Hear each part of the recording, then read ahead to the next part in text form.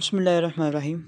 پہلی ویڈیو میں ہم نے آپ کو بدر کے میدان کا مختصر جائزہ بتایا، اور اس ویڈیو میں ہم آپ کو بتائیں گے کہ اس کا تفصیلی منظر، اور یہ جو مسجد ہے اس کے بارے میں آپ کو بتائیں گے۔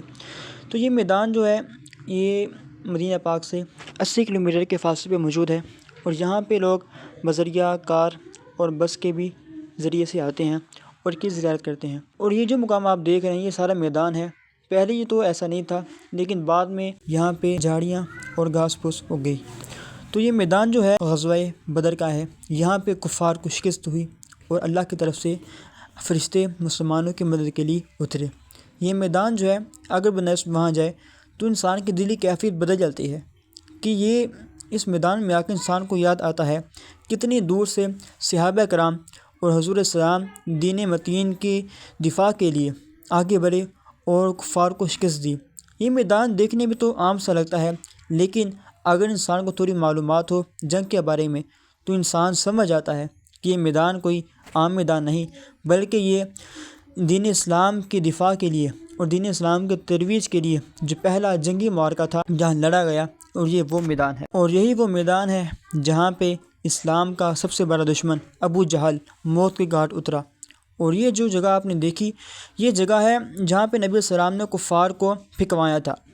آج کل جو کنواں مشہور جس کے بارے میں کہا جاتا ہے کہ یہ جگہ جو آپ دیکھ رہے ہیں اس کے بارے میں مشہور ہے کہ یہاں پہ ابو جہل قبر ہے، ایسا نہیں، بلکہ حضور السلام نے کفار کے لیے باقاعدہ ایک کنویں میں ان کو پھکوا دیا تھا، اور اب وہ کنواں انہوں نے بند کر دیا ہے۔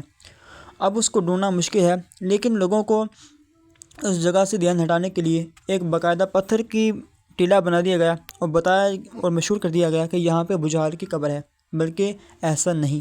ابو جہل قبر ایسی ہوتی تو لازمی تھا کہ کنواں بھی ہوتا، اور کنویں میں اتنے پتھر آ جانا سمجھ آنے والی بات نہیں، بلکہ کنویں میں تمام کفار کا آ جانا اس بات کو ظاہر کرتا ہے کہ کنواں چھوٹا نہیں بلکہ بہت بڑا تھا۔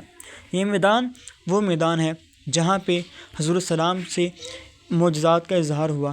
حضور السلام جب قیام کیا صحابہ کرام کے ساتھ، تو میدان میں قیام کے دوران ان کو بہت زیادہ پریشانیوں کا سامنا کرنا پڑا کہ پانی کی بھی کمی تھی اور بھی کافی کمی تھی، لیکن حضور السلام نے دعا کی، اور دعا کی برکت سے ہی مسلمانوں کے قدم جم گئے اور کفار لڑکھڑا گئے۔ یعنی کہ بارش ہوئی، بارش کی وجہ سے کفار کے زمین میں پھسلن ہو گئی اور صحابہ کرام کی زمین مضبوط ہو گئی۔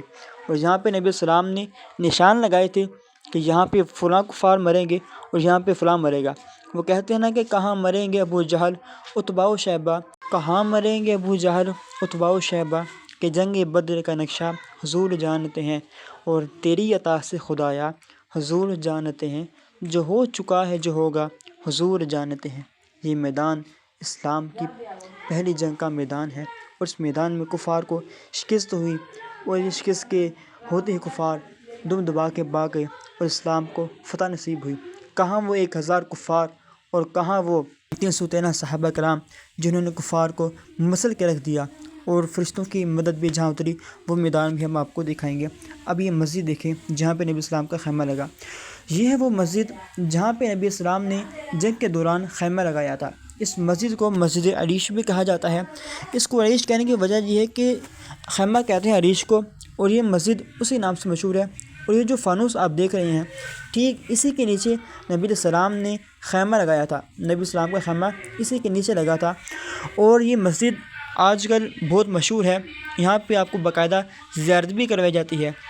یہ بھی اس کے ساتھ ہی واقع ہے، جیسا کہ آپ نے دیکھا یہ مسجد بہت بڑی ہے ماشاءاللہ، اللہ کا گھر ہے، اور اللہ کا گھر اور نسبتوں والا گھر، کہ اس کو نسبت حضور السلام سے بھی ہوئی اور اس کو نسبت صحابہ کرام سے بھی، تین نسبتیں، اللہ کا گھر بھی، رسول اللہ علیہ السلام کی قیام گاہ بھی، اور ایک اور یہ صحابہ کرام سے بھی اس مقام نسبت ہے۔ اب ہم چلتے ہیں جبل ملائکہ کی طرف، کہ یہ ہے وہ مقام جہاں پہ فرشتوں کی مدد اتری، کہ فرشتوں نے مسلمانوں کی مدد کے لیے تقریباً 70,000 فرشتے آئے اور مسلمانوں کی مدد کی۔